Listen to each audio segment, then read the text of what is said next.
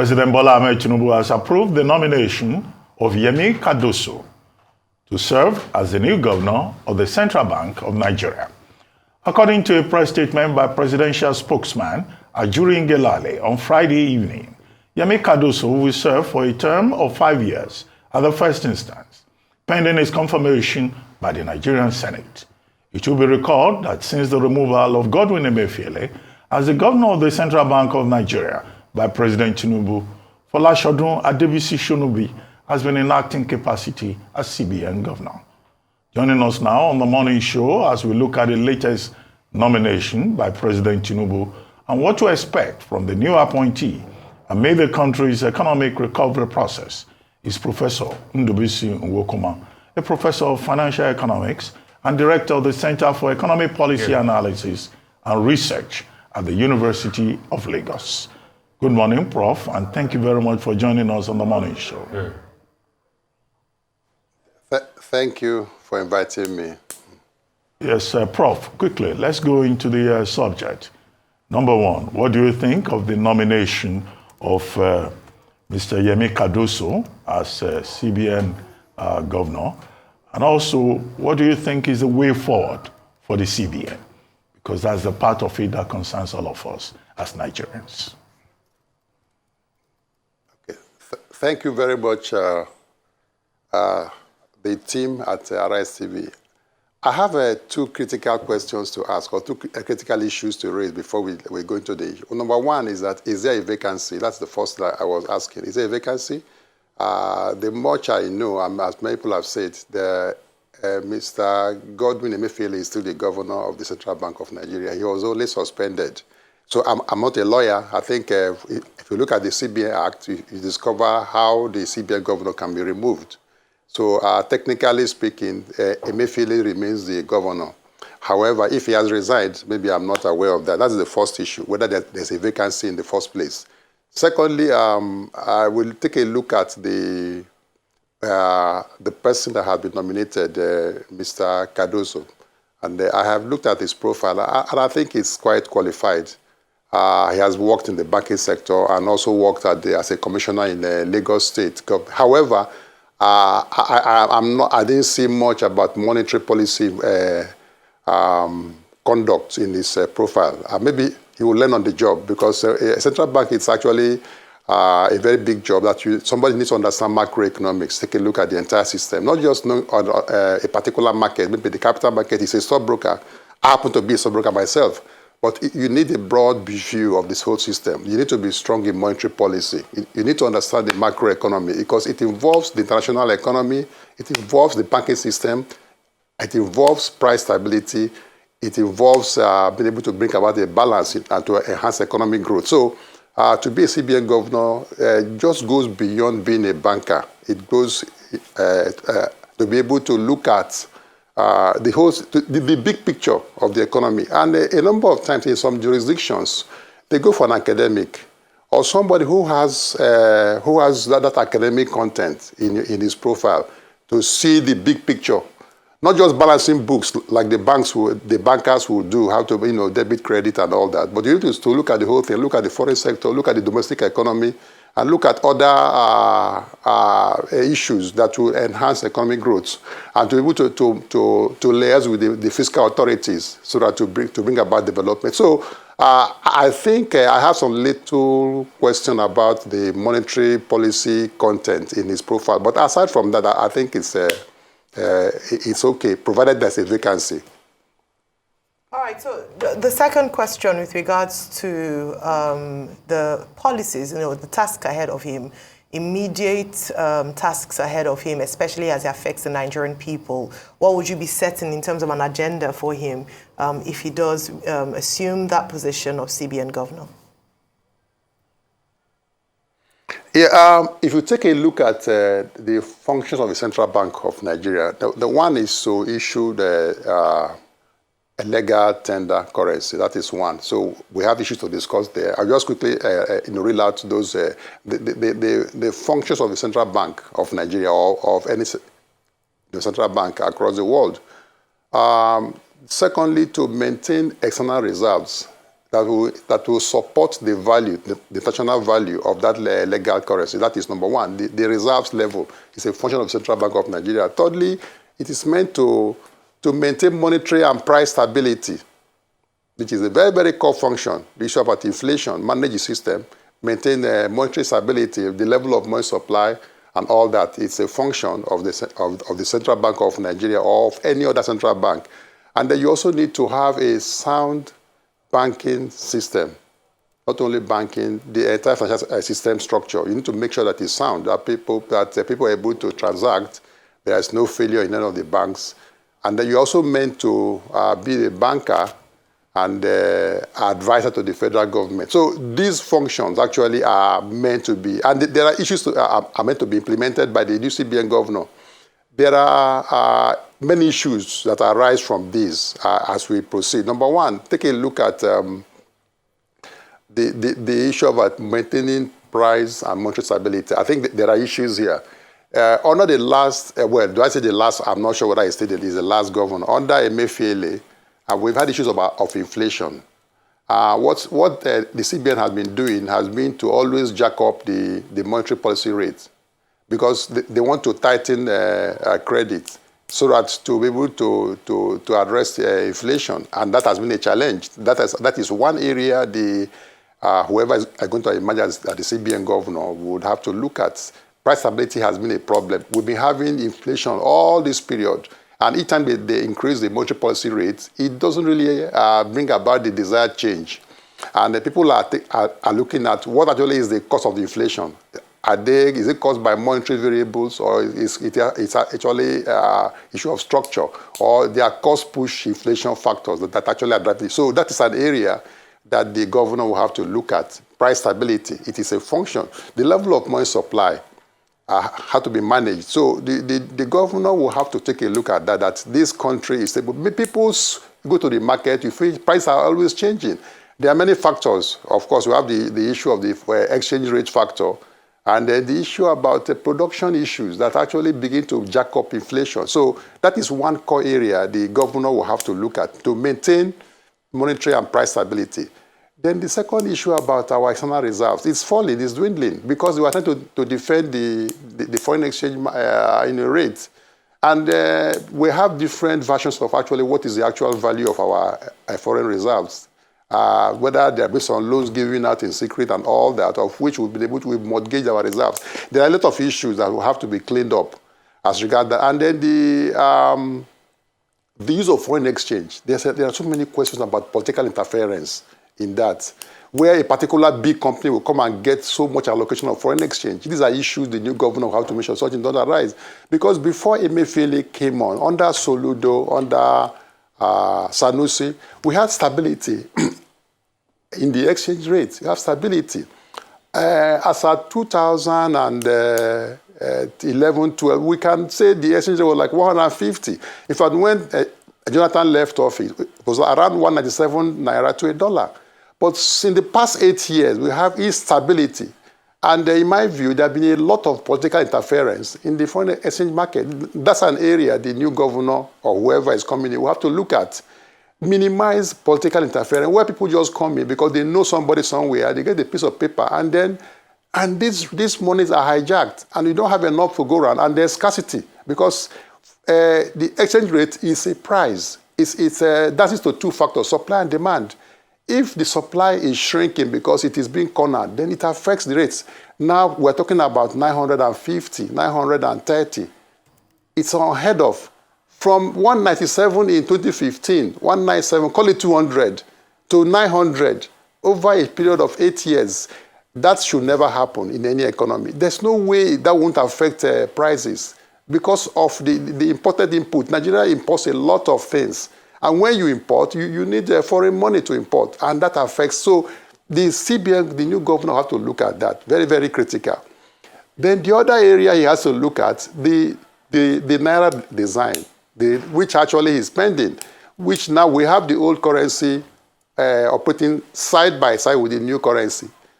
Now, that is meant to end at the end of this year. So he needs to make sure he is able to drive through the process so that we don't have this up and down about the legal tender of the country. So I think there are quite some of these issues that has to be done or to look into by the new CBN governor if it is confirmed, if it's, like I said, if there's a vacancy and he's confirmed by the Senate.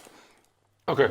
So you've said a couple of things. Is it a time for us to dilly-dally with somebody like you pointed out that did not have, that prerequisite knowledge in terms of,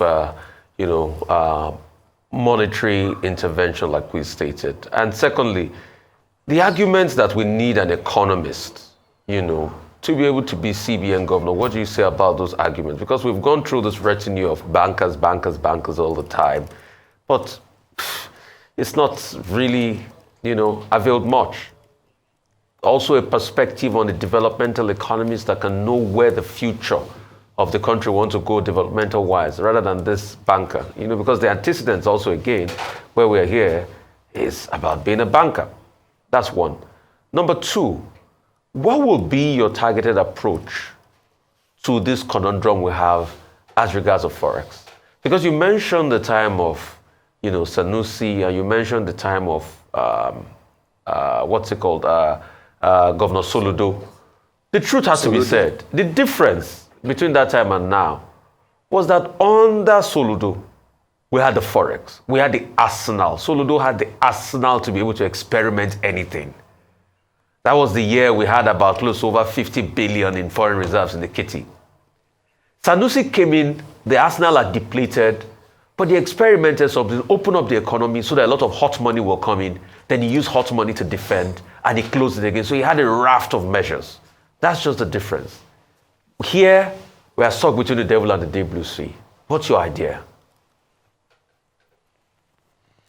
Okay, thank you very much. I also have this concern. I ask myself, our deputy governors, even if they were bankers, why don't we use them? People like Tunde Lemo, people who have been deputy governors. Tunde Lemo, for example, I'm not speaking for him anyway, I'm just giving an example. Somebody, a former MD of a bank became deputy governor for about 8 years or thereabout, and they will get into monetary policy conduct. And they're familiar with the terrain. I guess the country should, maybe going forward, maybe after this, should begin to take a look at that class of former deputy governors who have had some practical experience in managing money, because primarily monetary policy is very, very critical. It's a core function of the central bank of any country. And Ben Bernanke in the US came from academia, and you see how the economy actually performed under his time. In many other jurisdictions, you must have a core knowledge of macroeconomic policy. You must understand the macroeconomy. So bankers have their strengths, they have their strong points. But a banker needs to now have a broader view, not micromanage, because there's this tendency for a banker to micromanage a number of times. But you don't have to micromanage, but to look at the big picture. And then you have people who are working under you who will be able to drive out through the process. But you must have a big picture perspective to actually be a successful central bank governor. That's my view. So I think it's too late now. The person has been nominated. He has banking experience, but maybe he needs to stay up to acquire some more knowledge. Probably he has, but from his profile, he's been involved in a fiscal side, which is managing the budget of Lagos State, planning of Lagos State, and working in a bank. But I didn't see much of monetary policy in that profile. So, but maybe he will get to learn on the job if he's confirmed. So I think that area has to also be looked into, maybe going forward. But one thing I can also say that will speak for him is about winning the confidence of the president. They've worked together for many years, so that could be a strong point that he will be able to. But I also hope he will be able to say, to advise properly, that will be in the interest of the economy. The foreign exchange market, it has been a source of concern to many, and it's primarily because of the way it is managed. Like I said, the exchange rate is a price, and for every price there are two factors: supply and demand. Now, supply management, how do we do that? You must keep your economy to be attractive, to be able to attract foreign currency. Because for people to be able to bring in foreign money into your economy, they must find it attractive. Over the past few years, we've had the level of capital importation falling, going down the drain. For the past, under Emefiele, the level, and one will not blame the CBN governor too much for that, the level of instability in the system, the level of unfavorable operating environment. So foreigners don't bring in foreign money. So that affects the supply of foreign exchange. And secondly, the issue of the need to buy foreign goods. We need to also address that and see how we can promote local production, which I think Emefiele was doing. Being able to support local industries, support agriculture, support manufacturing, provide so that they'll be able to produce, even toothpick, so that to be able to lower the demand for foreign exchange. So we need to manage the supply and the demand side. That will help us to be able to get an appropriate, because the rate of the exchange rate now, it's actually not something we can actually support. So that is a very big agenda for him, to see how he can be able to manage these forces of supply and demand and make sure that there's a minimal interference in the market politically.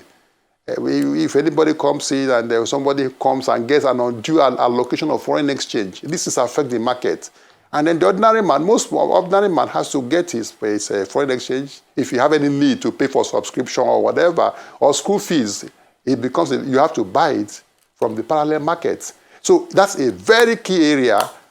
And you need to be an economist or have economic knowledge, understand economics, understand macro, particularly macro, to be able to take a look at, to juggle through and see how you can get this job done. In my view, that will be an area people will watch how he will perform, to see how he can be able to tame this hydra-headed problem in the foreign exchange market. Prof. Well, I brought this same point. I brought it up yesterday when I was having a similar conversation with Chikam Bono, whom I'm sure you know very well. And I drew his attention to the fact that, well, people, now you have done the same thing, like yourself, are raising questions about depth in the appointments. It's not just the CBN governor nominee. There were 4 other appointments, deputy governors. Now, those deputy governors, if you look at their profiles too, they look like political appointees. Even the 1 or 2 amongst them that are bankers, or the one of them who has worked with an Exim Bank, you really don't see this macroeconomics depth or background that you are talking about. But is it not the fact that once upon a time in this country, a journalist was CBN governor? Adamu Siroma was managing director of New Nigerian before he became CBN governor. He later went on to become Minister of Finance after being CBN governor. We have had that before. So what is the question is, what is the big deal, about macro economics, in terms of these appointments? And 2, now that President Tinubu has nominated these persons, whose political value will seem to be probably more important than, their macroeconomics capabilities, how do you think that the problem can be addressed? Do you think that the president still needs to make some recommendations, look for persons, who can be part of the team to deepen things a little bit? Yes, I think there's need to deepen things a little bit, except we want them to learn on the job and maybe have some missteps, I'm taking your second question before the first one. I think there's need for support. However, there are technocrats in the Central Bank of Nigeria, technocrats, people who manage research, who manage financial sector and all that, who manage currency. They are technocrats. But when you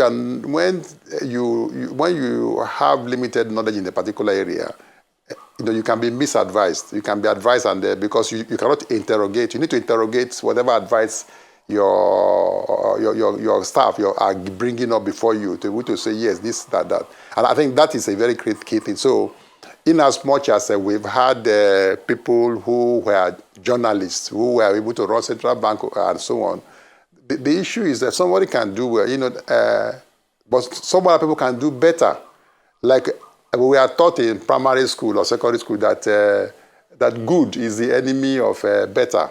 and better is the enemy of best. Something can be well, can be good, but it can be better if you put a square peg in a square hole. It's not that person has to have a degree as such in macroeconomics.